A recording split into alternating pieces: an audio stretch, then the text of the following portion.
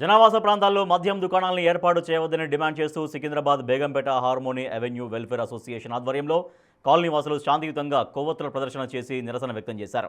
బేగంపేట గురుమూర్తి colony సమీపంలో గత 4 సంవత్సరాలుగా మద్యం దుకాణం నడుస్తుండటంతో కాలనీ వాసులు, విద్యార్థులు, మహిళలు తీవ్రంగా ఇబ్బందులు ఎదుర్కొంటున్నట్లు వెల్లడించారు.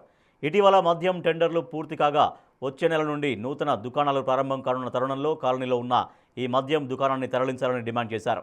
రాత్రి వేళల్లో మద్యం సేవించి మందుబాబులు కాలనీకి చెందిన విద్యార్థులను, మహిళలను పట్ల అసభ్యంగా ప్రవర్తిస్తున్నట్టు తెలిపారు. కాలనీ లోపలికి రావాలంటే భయాందోళనకు గురి కావాల్సిన పరిస్థితి నెలకొందని ఆవేదన వ్యక్తం చేశారు. ఎక్సైజ్ అధికారుల దృష్టికి తీసుకువెళ్తే నిర్లక్ష్యంగా సమాధానాలు చెబుతున్నారని ఆగ్రహం వ్యక్తం చేశారు.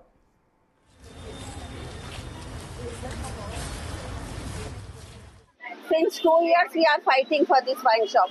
మాకు ఇంకా ఫ్యూచర్ లో మాకు ఇక్కడ ఉండనే ఉండదు. ఇది రెసిడెన్షియల్ ఏరియా ప్లస్ స్కూల్ ఉంది. ఇక్కడ మెయిన్ పిల్లలు స్కూల్కి వెళ్ళి వస్తున్నారు, కాలేజెస్కి వెళ్ళి వస్తున్నారు. మెట్రో స్టేషన్ దగ్గర ఉంది. ఈవెన్ వాళ్ళు ఫుట్పాత్ కూడా కవర్ చేసేసినారు. మాకు నడవడానికి లేదు. మేము ఎస్ఐ దగ్గర కూడా పోయి అడిగినాం, ఏం అవ్వలేదు కదా అంటున్నారు. అంటే ఏమన్నా అవుతేనే వాళ్ళు యాక్షన్ తీసుకుంటారా లేకపోతే తీసుకోరా ఏమన్నట్టు. ఇది మరి మాకు ఎప్పుడు న్యాయం జరుగుతుంది దీని గురించి.